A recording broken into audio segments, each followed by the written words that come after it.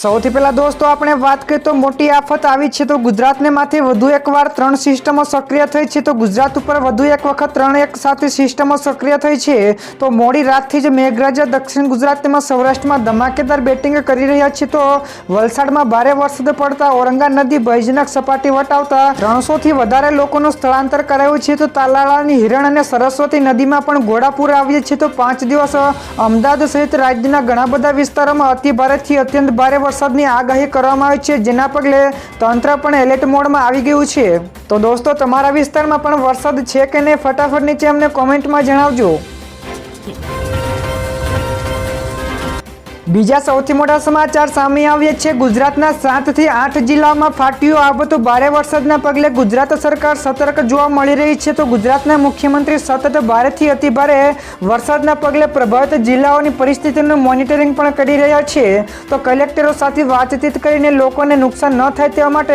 તમામ પ્રયાસો પણ કરવામાં આવી રહ્યા છે તો ખાસ કરીને દક્ષિણ ગુજરાતના વલસાડ તાપી વાપી નવસારી સુરત અને નર્મદા તેમજ પંચમહાલ જેવા જિલ્લાઓમાં ભારે વરસાદ પડ્યો છે જેનું સતત મોનિટરિંગ કરવામાં આવી રહ્યું છે। આ સિવાય સૌરાષ્ટ્રના પણ 1 થી 2 જિલ્લાઓમાં અતિ ભારે વરસાદ વરસી રહ્યો છે જેથી તેનું પણ મોનિટરિંગ કરવામાં આવી રહ્યું છે।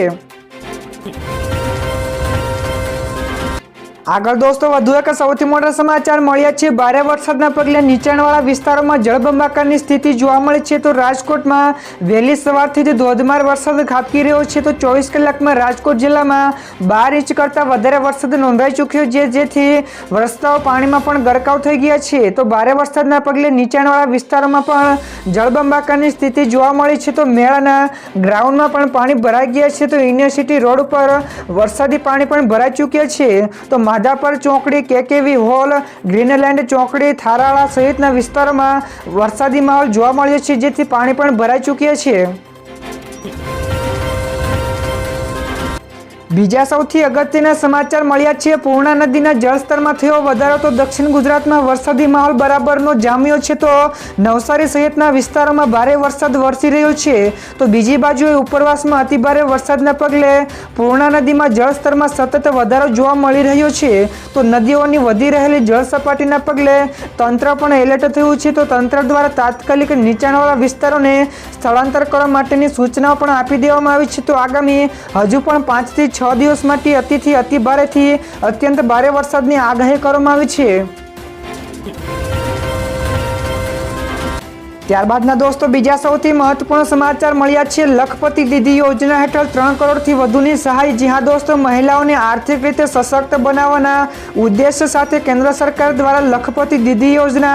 2023 શરૂ કરવામાં આવી હતી તો આ યોજનામાં મહિલાઓને રોજગારલક્ષી તાલીમ અને સ્વરોજગાર માટે ₹5 લાખ સુધીની વ્યાજ મુક્ત લોન આપવામાં આવે છે તો સરકારનો હેતુ 2025 સુધીમાં 3 કરોડ મહિલાઓને આર્થિક રીતે સદ્ધર બનાવવાનો છે જેથી મહિલાઓ આત્મનિર્ભર અને આર્થિક રીતે સશક્ત બની શકે।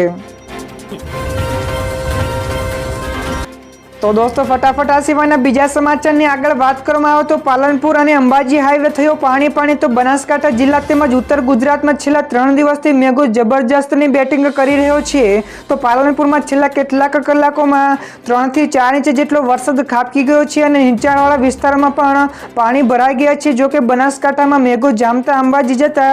લોકોને ભારે હાલાકી પડી રહી છે તો પાલનપુર અને અંબાજી હાઈવે પણ પાણી થઈ ગયો છે જેથી અંબાજી જનારા લોકો ને ભારે હાલાકીનો સામનો કરવો પડી રહ્યો છે।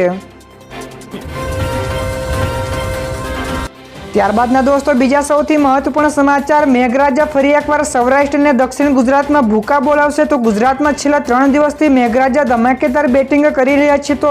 ભારે વરસાદના પગલે ઘણી બધી જગ્યાએ લોકોના જનજીવન ઉપર પણ માઠી અસર જોવા મળી છે ત્યારે હવામાન વિભાગે ફરી એકવાર આગાહી કરી છે જેમાં આગામી 3 થી 4 દિવસ સૌરાષ્ટ્ર અને દક્ષિણ ગુજરાતમાં ભારેથી અતિભારે વરસાદ વરસી શકે છે જેના પગલે તંત્ર પણ હાઈ એલર્ટ થઈ ગયું છે તો તંત્ર દ્વારા નીચાણવાળા વિસ્તારોને સાવચેતી રાખવા માટે સૂચનાઓ પણ આપી દેવામાં આવી છે।